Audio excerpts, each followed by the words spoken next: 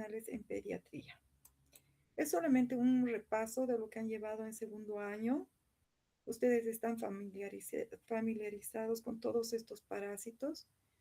Ustedes saben que las parasitosis en pediatría van a producir muchos problemas, desde infecciones intestinales hasta infecciones extraintestinales, en el caso de la larva migrans, la neurocisticercosis, abscesos anuvianos. Entonces, vamos a tratar de ver lo más rápido posible, porque es harto material. Ustedes saben que las infecciones intestinales pueden producirse por la ingestión de quistes, de protozoos, huevos o larvas de gusanos, o por la penetración de larvas por vía transcutánea desde el suelo. Cuando hablamos de parasitosis, estamos hablando de protozoos, de helmintos, ya sean nemátodos, tremátodos o cestos. ¿Cuál es la importancia de las parasitosis en Bolivia? Primero, un alto impacto en la salud pública. Van a causar desnutrición, anemia, retraso en el crecimiento y bajo rendimiento escolar. Tienen una amplia distribución, su presencia se observa en todo el país, mayor prevalencia en las áreas rurales, periurbanas y comunidades con condiciones sanitarias limitadas. Tienen un impacto social y económico, generan gastos en la salud, disminución de la productividad y perpetúan el ciclo de pobreza afectando el desarrollo del país. Son prevenibles y controlables con diagnóstico oportuno, tratamiento adecuado y educación sanitaria. Es posible reducir significativamente su carga y son importantes para el desarrollo de nuestro país, porque tenemos que estar mitigando todo el tiempo las parasitosis y todos los efectos colaterales en pediatría. Entonces, lo interesante sería controlar este problema de salud pública y evitar que siga yendo de una generación a la otra. En la actualidad tenemos que el hecho de que es más frecuente en niños migrantes y en niños adoptados, un 25 a un 75%, y con frecuencia la parasitación es múltiple, quiere decir que no es producida por un solo parásito, sino por dos o más parásitos. Por otro lado, se ve que en la infancia el 50% está producido por Giardia lamblia en niños entre 1 y 5 años de edad, y Enterobius vermicularis es el más frecuente en niños en la edad escolar. La microbiota y los parásitos pueden interactuar de diversas formas mediante alteración de la virulencia del parásito, inducción a la disbiosis, cambios beneficiosos en la microbiota, modulación de la respuesta inmune del huésped al parásito y otros. ¿Cuáles son los factores de riesgo? La interrupción temprana de la lactancia materna. Ustedes saben que por recomendación de la OMS debería darse leche hasta los 2 años de edad. El habitar en áreas endémicas, la pobre educación sanitaria, inadecuada eliminación de desechos, zonas sin acceso a agua potable, la desnutrición y mala higiene en manipulación de alimentos. Ustedes, no sé si ven mi puntero, mi flecha. ¿Alguien que me diga si están viendo la flechita? No, doctora. Ya. Ahora, Sí se ve. ya. Bueno, quiero que vean esta imagen. ¿Ya? Esta imagen habla mucho, porque estamos viendo una madre desnutrida que está dando de mamar a un bebé desnutrido. ¿Ya? Y es el gran problema mundial. Si pudiéramos envasar las vitaminas y los alimentos, darles en polvo o solamente en cápsulas a los niños, sería lindo. Pero es necesario un equilibrio perfecto de la alimentación para que estos niños sobrevivan. Y el gran problema es que en muchas partes del mundo hay una escasez alimentaria donde los niños no reciben el aporte suficiente. La leche llega a ser insuficiente en la lactancia materna a partir de los 6 meses. Y si hay la recomendación de dar leche a los niños mayores de 6 meses hasta los 2 años, es para disminuir la mortalidad infantil, porque se espera que a los 6 meses introduzcamos otro tipo de alimentos diferentes a la leche materna. Pero ¿y si no hay? ¿Qué podemos hacer? Solamente seguir dando el pecho. Ahora estamos viendo aquí otro niño que está tomando agua insalubre. Fíjense esta agua, las condiciones, las características de esta agua que este niño está tomando. Hay muchas partes del mundo donde no hay agua. Y aquí yo hago un llamado a la conciencia de ustedes, porque ustedes van a ser educadores a su vez, van a ir a educar a la gente, a la población, del cuidado del agua. A mí me da pena ver cómo desperdician el agua en muchas partes de Cochabamba. Se dan el lujo de lavar sus coches, lavar los patios con el agua, desperdiciando el agua, siendo que hay otras partes de Cochabamba que no hay agua potable y alcantarillado, ¿no? Y es un gran problema. Formas de diagnóstico de las parasitosis. Ustedes saben que tenemos parásitos que son unicelulares, parásitos multicelulares y otros tipos de parásitos intestinales. Entre los parásitos unicelulares podemos utilizar, por ejemplo, el coproparasitológico. O sea, tenemos el coproparasitológico simple y el coproparasitológico seriado, ¿ya? Ahora, ¿qué pasa en otras zonas donde no tenemos exámenes avanzados como ser ELISA o tener PCR? No tenemos. Básicamente utilizamos ELISA para Yardia y para ameba, cuando el copro ha dado negativo. Pero tenemos los exámenes directos y los exámenes indirectos. Los exámenes directos son los que nos van a ayudar por observación simple de la muestra, y tenemos los exámenes indirectos, como por ejemplo el ELISA, donde lo que va a hacer es ir a captar la presencia de antígenos en la muestra, ¿ya? Tenemos otras formas de hacer análisis. Por ejemplo, podemos hacer diagnóstico mediante el cultivo, en algunos casos.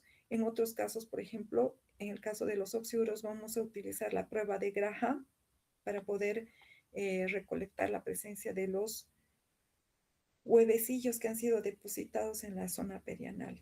Y tenemos otras técnicas de concentración y tensiones específicas, como ser la tensión tricrómica, Ziel-Nielsen modificado, y pruebas moleculares que, como les digo, por su alto costo no tenemos aquí en Bolivia.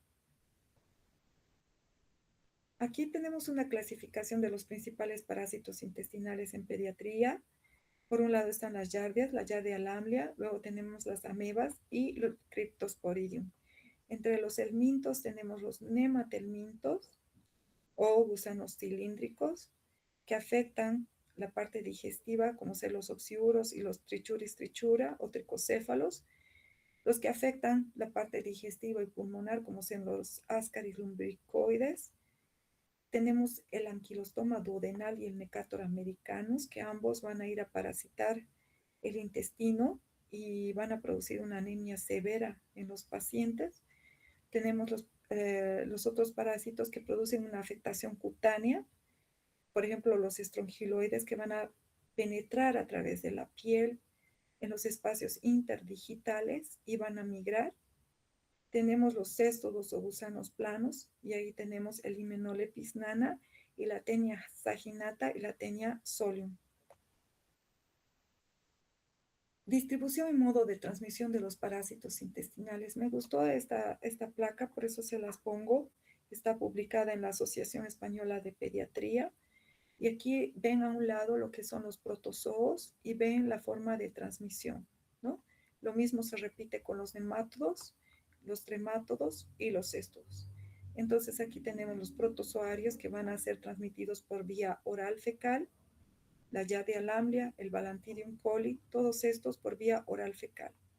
Los nemátodos pueden transmitirse igual por vía oral fecal, pueden transmitirse a través de la piel, como ser el anquilostoma y el Necator americanus.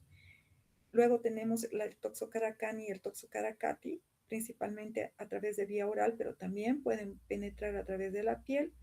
Strongyloides estercoralis a través de la piel. Tenemos los tremátodos, como ser la fasciola hepática, el Paragonimus westermani, Schistosoma hematobium, Japonicum y Manzoni. Y aquí las formas de transmisión. Y los céstodos, como ser la Taenia saginata y la Taenia solium, el Hymenopletis nana, que son más frecuentes en nuestro país, y el Echinococcus granulosus. Y fíjense las formas de transmisión a través de la ingesta de alimentos mal cocidos o semicrudos. El diagnóstico entonces se puede hacer de manera clínica. Es importante hacer una buena anamnesis. Hay que buscar las características de las heces. El otro día en la clase de diarrea Para los que estuvieron en la clase de diarrea, hablábamos de las características de las heces. Las heces tienen olor, tienen color, tienen pH. No solamente en las heces tenemos que buscar lo que es las características microscópicas, es decir, la presencia o la ausencia de huevos. Tenemos que fijarnos en las características de las heces. Si hay acompañantes, como por ejemplo el dolor abdominal, o pueden haber fiebre, dolor de cabeza, anorexia, hiporexia, astenia, dinamia y anemia. Ojo que ninguno de estos signos ni síntomas acompañantes no son específicos de una enfermedad en sí. Pueden estar compartidos entre diferentes tipos de enfermedades. Ahora, podemos hacer el copro simple primero, pero si no encontramos el parásito, vamos a acudir a lo que es el copro seriado. ¿Qué estamos buscando? Identificar al parásito. Estamos buscando el trofozoito o el quiste o la presencia de huevos o larvas en las muestras fecales. Luego tenemos que buscar la identificación de parásitos en muestras orgánicas. ¿Qué pasa? Que a veces se están haciendo, por decir, una endoscopía y puede ser un hallazgo casual o tal vez un hallazgo intencional en el aspirado duodenal, en el aspirado biliar o en la presencia de biopsias.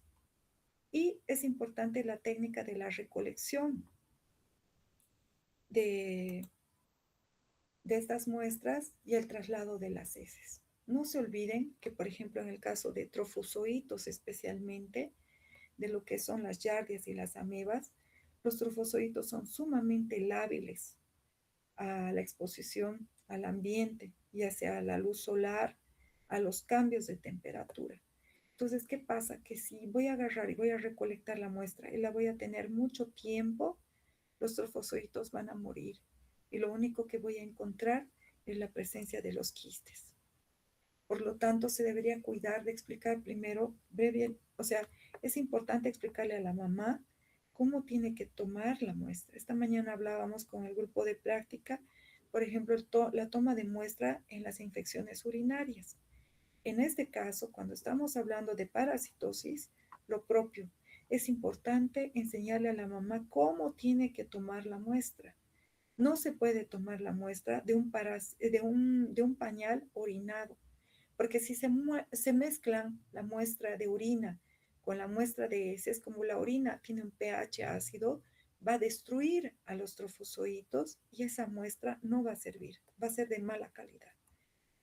Existen otras formas de diagnóstico, como ser las pruebas de serología, de detección de anticuerpos y coproantígenos mediante anticuerpos monoclonales o análisis isoenzimáticos y técnicas de biología molecular, como la reacción en cadena de polimerasa para la detección de genomas parasitarios. Entonces, primero vamos a hablar de la infección por protozoos. Y ustedes saben que la mayoría de los protozoos son organismos unicelulares microscópicos y se transmiten por vía fecal oral por la ingestión de quistes presentes en el agua y en los alimentos contaminados. A nivel intestinal, los quistes se transforman en trofozoitos que absorben nutrientes, se reproducen y se enquistan para ser eliminados con las heces. Asimismo, algunos animales vienen a ser reservorio de quistes de protozoos infectantes para el hombre, lo que los transforma en parásitos zoonóticos. Por ejemplo, el Balantidium coli. Y aquí principalmente estamos hablando de las amebas y de las yardias. Hablemos de yardias. Ustedes saben que es un parásito cosmopolita, común en el mundo. Tiene un máximo de prevalencia entre los 2 y 6 años, especialmente en los niños que van a las guarderías. Tienen un periodo de incubación de 5 días. Afectan el intestino delgado, duodeno y yeyuno proximal. No hacen afectación extraintestinal. Esto es importante en las yardias. Pueden las personas cursar como portador asintomático o bien haber una diarrea aguda infecciosa. En realidad, en la yardiasis es una diarrea crónica con signos y síntomas gastrointestinales persistentes. Lo llamativo es que va a producir un retraso en el crecimiento y dolor abdominal crónico. No se olviden que la yardia tiene una ventosa en su cara ventral que le sirve para adherirse a la mucosa y va a ir a tapizar la mucosa intestinal y va a producir un síndrome de mala absorción. Por lo tanto, los signos y los síntomas más importantes es la diarrea en este caso. Las diarreas son abundantes y malolientes. Se produce la esteatorrea y la lientería, es decir, la presencia de alimentos mal digeridos. Puede haber malestar general y debilidad, distensión abdominal.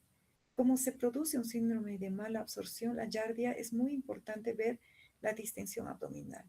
La flatulencia, la presencia de gases, por la presencia de sustancias que están en descomposición dentro del intestino del niño. Los retortijones abdominales son muy importantes. Quiero que se fijen en los porcentajes de frecuencia. Náuseas puede estar presente, heces esteatorreicas, que es muy importante, anorexia, pérdida de peso, vómitos, fiebre, estreñimiento es muy raro y la fiebre también. ¿Qué es lo más característico? Diarrea, malestar general, distensión abdominal, flatulencia, retortijones abdominales y heces esteatorreicas. ¿Cómo hacemos el diagnóstico? La sospecha clínica, vamos a buscar una diarrea no disentérica, persistente, intermitente, que produzca retraso al crecimiento y un dolor abdominal crónico. El coproseriado tiene efectividad en un 90%. Si hacemos el coproseriado, podemos tener éxito en el 90% de los pacientes. Pero si nos sale negativa la muestra, podemos acudir a la detección de antígenos de Giardia en heces. Es decir, pedir un ELISA para Giardias. El PCR que no se solicita en nuestro país. Y el tratamiento, ustedes saben que se puede utilizar el tinidazol, la nitazoxamida, el metronidazol. Tenemos aquí las dosis respectivas, se los puse todo el cuadro. Estas diapositivas se las voy a pasar para que puedan repasar si quieren el tema, no hay problema. En cuanto al tratamiento alternativo está el albendazol, la furazolidona, la paramomicina y la quinacrina. ¿Qué es lo que más utilizamos? El metronidazol, la nitazoxamida y el tinidazol. La mebiasis. La ameba histolítica es un parásito que puede causar incluso muerte por enfermedad parasitaria. Sabemos que la ameba no solamente va a afectar lo que es el sistema gastrointestinal, sino que también puede producir metástasis a hígado y a cerebro. Podemos encontrar el absceso hepático y amebomas. La infección se produce al ingerir quistes del parásito. Un quiste da 8 trofozoitos. Los quistes resistentes a baja temperatura, a cloro y ácidos grasos. Y esto, ojo, que es muy importante. Es decir, que si hay heces, tanto de giardia como de ameba en una piscina, van a sobrevivir. ¿Por qué? Porque resisten los ácidos grasos, ácidos gástricos y también al cloro. Los quistes germinan en el intestino delgado para dar lugar a los trofozoitos. Los trofozoitos colonizan la luz del intestino grueso hasta debajo del epitelio, provocando la característica lesión de matraz. ¿Alguien se acuerda cómo se llamaban las úlceras que producen? Un botón de camisa. Perfecto, muy bien, súper. Entonces tenemos el problema de que puede ulcerar la mucosa del colon. El 90% de los pacientes cursan asintomáticos y el 10% apenas de estos pacientes son sintomáticos. Se puede producir la colitis amebiana crónica no disentérica, seguida por la colitis amebiana aguda disentérica. El cuadro es grave, puede haber diarrea mucopurulenta con pujo y tenesmo rectal, pero sin fiebre. Quiero que vean bien esto, les sirve para la práctica médica. Sin fiebre. Esto te sirve para hacer diagnóstico diferencial entre lo que es una disentería amebiana y una disentería bacteriana. En la colitis amebiana disentérica generalmente es sin fiebre. Y ahí tenemos las amebas con la presencia de quistes. perdón, la presencia de los núcleos estamos viendo aquí dentro del parásito y tenemos las formas invasivas de amebiasis, es decir, los abscesos a distancia. Y aquí tenemos las imágenes, fíjense cómo se forman los abscesos dentro del hígado. Entonces tenemos básicamente las formas intestinales y las formas extraintestinales. Las formas intestinales se pueden diagnosticar con el copro simple, el copro seriado y el ELISA. Y en la amebiasis extraintestinal tenemos que acudir al ELISA principalmente, al IFI y al HAI. El tratamiento. El tratamiento igual, esto está mal, perdón. El tratamiento, al igual que en las yardias, va a ser el metronidazol, el tinidazol. A diferencia de lo que habíamos visto en el tratamiento para las yardias, que podemos utilizar el tinidazol, la nitoxamida también se puede utilizar. Y el metronidazol, los 5 nitroimidazólicos, en las yardias podemos utilizar como alternativa el albendazol. En el caso de las yardias no es efectivo, de las amebas, perdón chicos, estoy un poco adolorida, van a disculpar. Si escuchan algún error, por favor me hacen notar. Entonces, en el tratamiento, los 5 nitroimidazólicos, el metronidazol, la nitazoxamida y el tinidazol. El Balantidium coli. ¿Se acuerdan ustedes del Balantidium coli? Es un protozoo más grande y es el único parásito ciliado que infecta a los humanos. Parásito ciliado.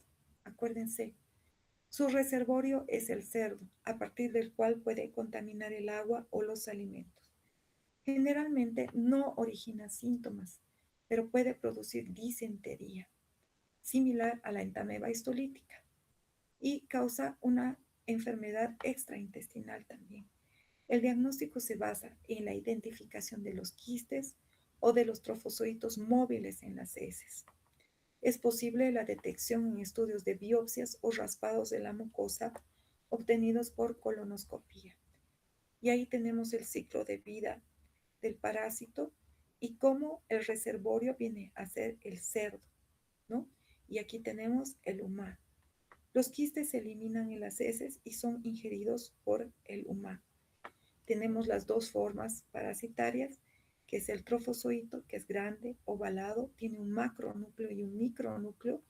El macronúcleo que es arriñonado y el micronúcleo. Además tenemos un citostoma visible y tenemos el citopigio que no está mencionado aquí en la diapositiva. Y tenemos los quistes. El diagnóstico básicamente es por el examen de heces. Vamos a buscar la presencia de los trofozoitos en heces diarreicas frescas.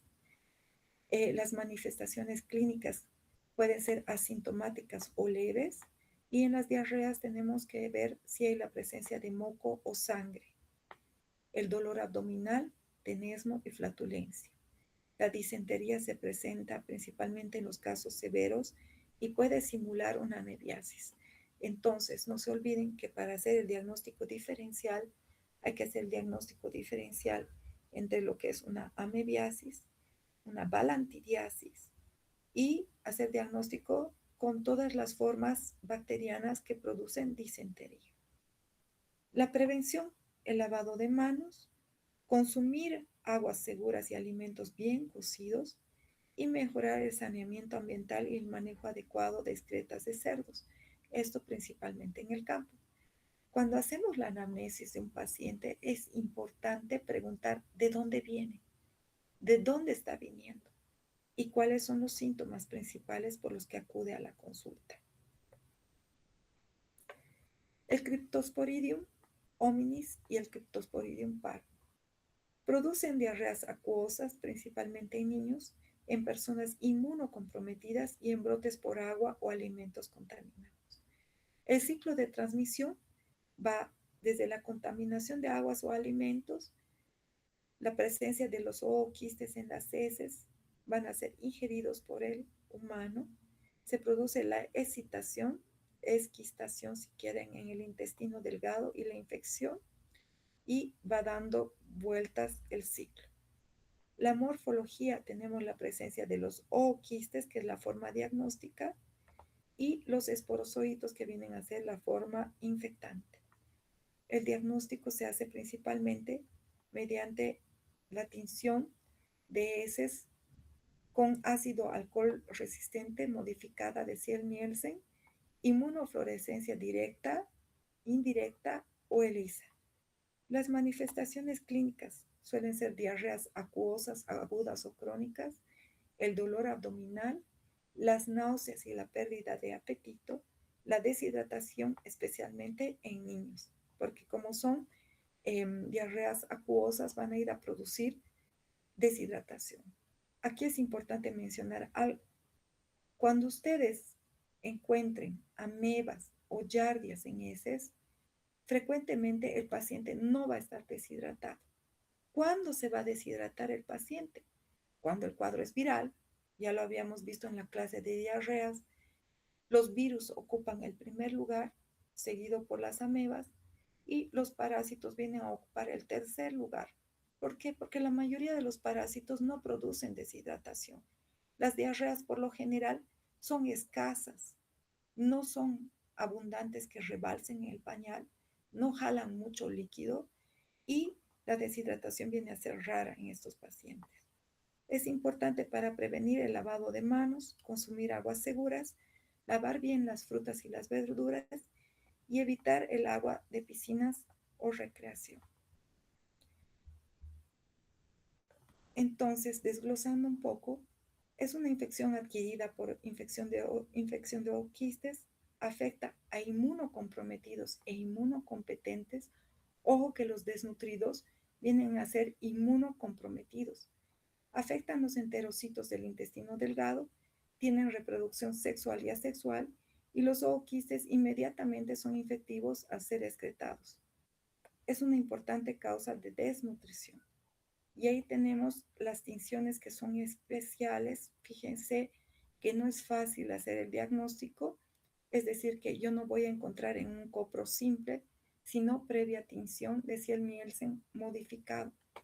Son enfermedades diarreicas presentes en todo el mundo, son más frecuentes en países en vías de desarrollo y niños menores de 2 años, están asociados a personas con estrecho contacto con animales, es frecuente en guarderías, es capaz de sobrevivir en ambientes clorados y pueden sobrevivir largos periodos fuera del huésped. Las manifestaciones clínicas: diarrea líquida sin sangre, dolor abdominal difuso, náuseas y o vómitos y anorexia. Puede haber mialgias, artralgias y cefalea. El diagnóstico, habíamos hablado de la tinción de Ziel-Nielsen modificada. Se puede utilizar el ELISA y el PCR. El tratamiento. En inmunocompetentes no requiere tratamiento antimicrobiano, solamente medidas de soporte como hidratación. En los inmunocomprometidos el tratamiento es por 3 días con nitazoxanida. Y aquí tenemos las dosis. Como les digo, les voy a pasar las diapositivas para que las revisen. Los nematelmintos tienen afectación netamente intestinal. Por ejemplo, los oxiuros, enterobios vermiculares. Aquí estamos viendo los huevos y estamos viendo las larvas. Ustedes saben que estos bichitos son muy pequeños, tienen el tamaño tan pequeñito que parecen quinoa, se presentan en la región perianal y en las noches salen para depositar sus huevecillos en la zona perianal. La hembra, mediante un moco que va a secretar, va a hacer que estos huevos se adhieran a la región perianal. Y su característica importante es el prurito anal. Los síntomas son prurito o sensación de cuerpo extraño, invasión genital y vulvovaginitis en niñas. Ojo con esto, porque en niñas que vienen con vulvovaginitis a la consulta, hay que preguntar si la niña además ha estado con algún otro síntoma, ya sea prurito anal o bruxismo. Los despertares nocturnos son presentes en estos pacientes, son frecuentes. Pueden haber escoriaciones por el rascado y el dolor abdominal que puede localizarse en flanco derecho y simular una apendicitis aguda. Es decir, que estos parásitos pueden penetrar a través de la mucosa intestinal y producir apendicitis aguda. El diagnóstico, a diferencia de los otros parásitos, se realiza mediante el método de Graham y es la cinta engomada o la cinta adhesiva, y aquí estamos viendo un porta y cómo se cubre con la cinta engomada. Se pone a la posición genupectoral y se va a obtener la muestra gracias a la cinta adhesiva, y eso se lleva al microscopio para la observación directa. El tratamiento antihelmíntico es individualizado y especialmente a niños infectados y a los familiares. Si ustedes hacen el tratamiento al niño, tienen que hacer tratamiento a los familiares. No se olviden que estos huevecillos pueden ser inhalados por la madre al tender la cama. Quedan flotando en forma de aerosol y son ingeridos por vía nasal. Son inhalados. El tratamiento es el mebendazol y el albendazol. El mebendazol en niños se da 100 miligramos cada 12 horas. Aquí dice una dosis, es que cuando se hacen las campañas se hace con una sola dosis, pero cuando se da el tratamiento se da 100 miligramos cada 12 horas por 3 días. Pueden repetir el tratamiento a las 2 semanas, es lo mejor. El Ascaris lumbricoides. Ustedes conocen el Ascaris, es uno de los parásitos más grandes que existe. Miden entre 15 y 25 centímetros. Se los diferencia por el extremo posterior que es recto en las hembras y es espiculado en los machos. Y aquí tenemos la comparación entre las hembras y los machos. Las hembras son más grandes que los machos. Y se da la fecundación, se eliminan las heces, los huevos que se van a larvar en el terreno húmedo y a una temperatura adecuada. Se van a larvar, van a ser fértiles, van a ser ingeridos y van a eclosionar. No se olviden que este parásito hace lo que se llama el síndrome de Leffler, que pueden pasar por el territorio, por la vena porta, hacia los pulmones y pueden invadir los pulmones y producir el síndrome de Leffler. Se llama neumonitis parasitaria. Entonces, es un nemátodo de distribución cosmopolita. La OMS estima 1.000 a 1.500 millones y la prevalencia mundial, y en 1 millón anual la incidencia. Localización. En su estadio adulto, en el intestino delgado. La forma infectante es el huevo embrionado y está formado a partir del huevo fecundado, fértil en el medio externo. La forma de transmisión es la fecal oral. Es un elemento transmitido también por el suelo. Los niños que juegan en la tierra luego llevan sus manitos sucias a la boca y pueden ingerir los huevos. Ya están fertilizados y están larvados, los pueden ingerir y de esa manera de esa manera, al ingerir los huevos pueden adquirir la infección parasitaria. Es más frecuente en climas templados y tropicales, en preescolares y escolares. El mecanismo de transmisión es ano, mano, boca por la geofagia. Y ahí tenemos un niño ya grave, probablemente está en terapia intensiva. Me ha pasado esto a mí en terapia intensiva, de ver la salida de los ascaris por la nariz y por la boca de los niños. El cuadro clínico: tenemos la etapa intestinal, originado por parásito adulto. El dolor abdominal es vago, evacuaciones diarreicas, hiporexia, palidez, pérdida de peso, ataque al estado general, bruxismo. La obstrucción intestinal es muy importante en estos pacientes. Se puede dar daño por obstrucción intestinal.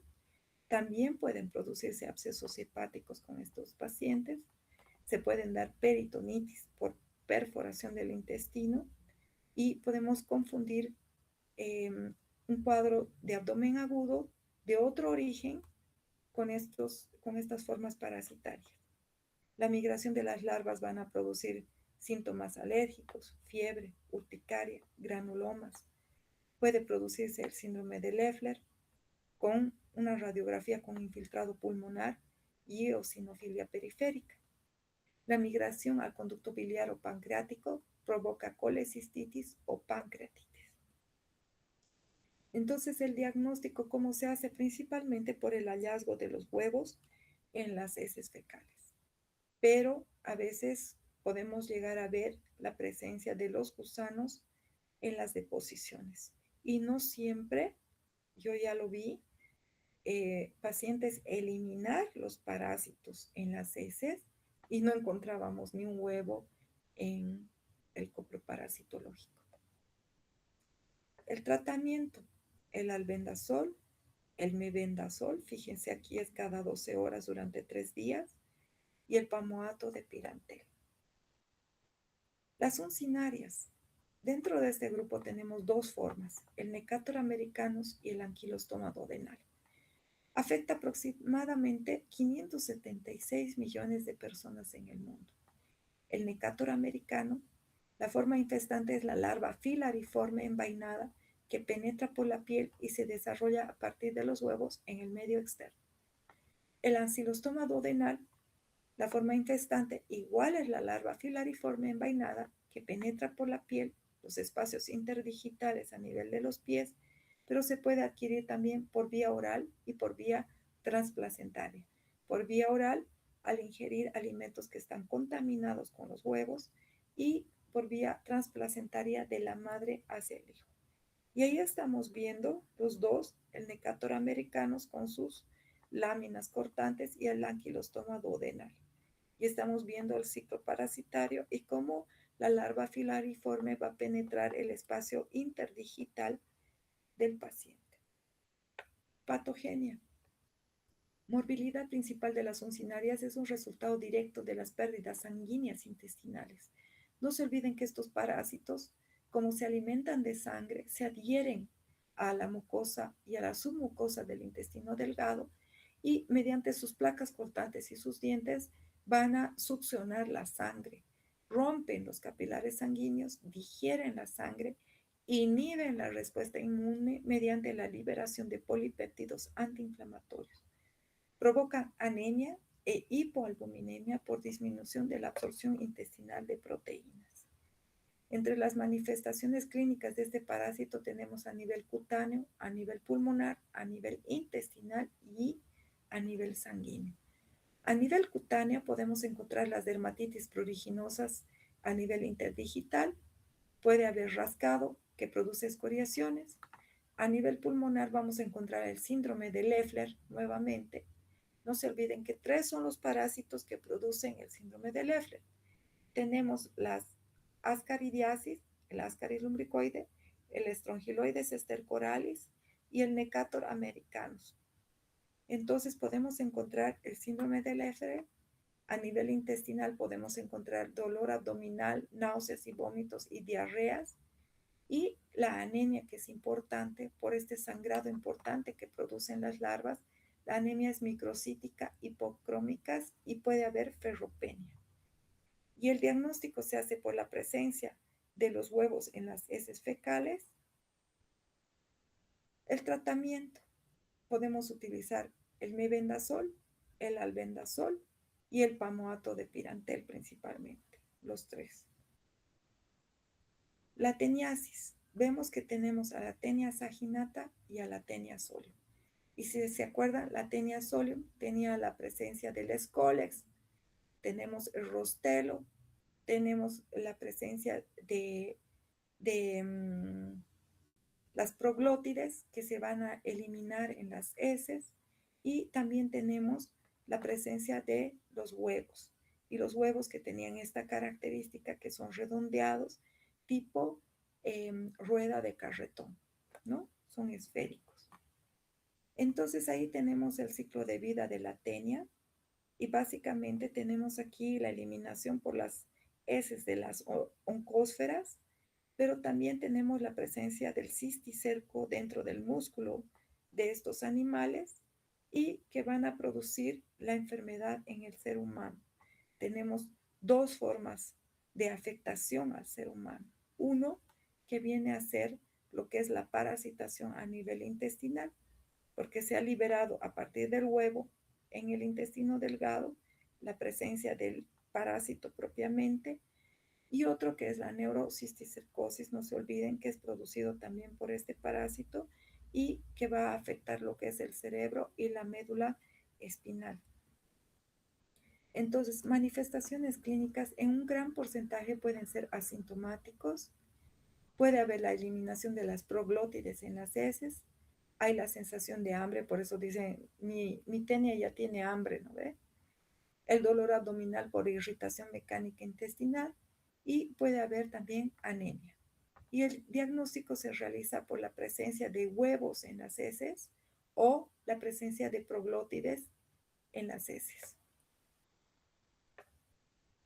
Cisticercos. Y aquí vemos el cisticerco celulosae.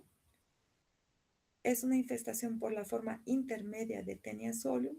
Hay una peristalsis inversa y la diseminación de las oncósferas por vía hematógena a casi cualquier parte del cuerpo humano. Y aquí estamos viendo lo que es la neurocisticercosis en la placa, con la presencia de los cisticercos a nivel del encéfalo.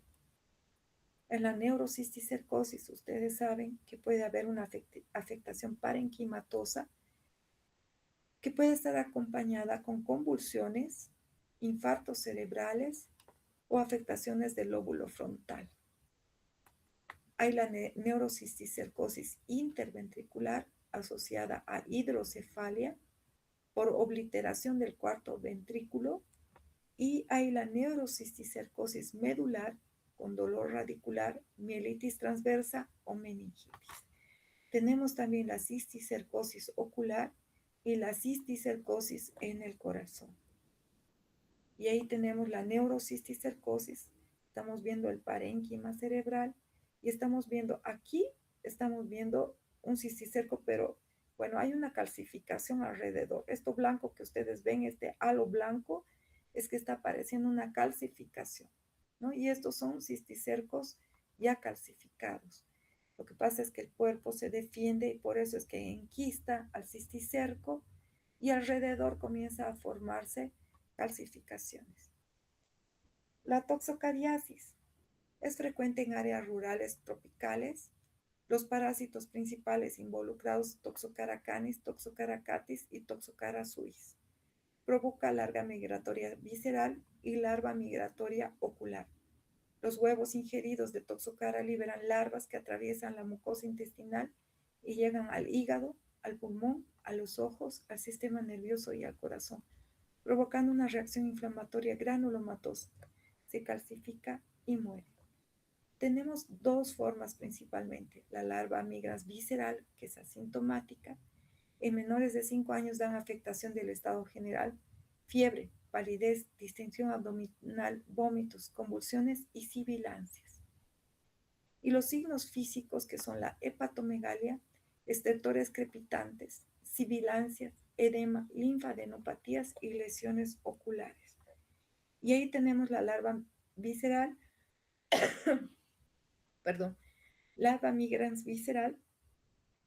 Es una infección causada por larvas del mintos, principalmente Toxocara canis y catis, lo que les explicaba ahora. Esto es como un cuadro resumen, ¿no? Y afectación de los órganos internos, hígado, pulmón y otros tejidos. Tenemos el ciclo de vida del Toxocara, que se eliminan a nivel de las heces y los huevos se desarrollan en el ambiente y se vuelven infectantes.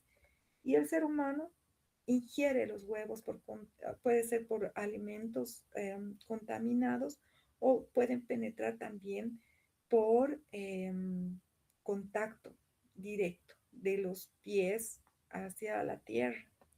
Entonces, tenemos dos formas de contaminación. Entre las manifestaciones clínicas tenemos fiebre, hepatomegalia, tos y sibilancias, dolor abdominal, náuseas y vómitos, eosinofilia en sangre y en casos graves retraso en el crecimiento y malnutrición.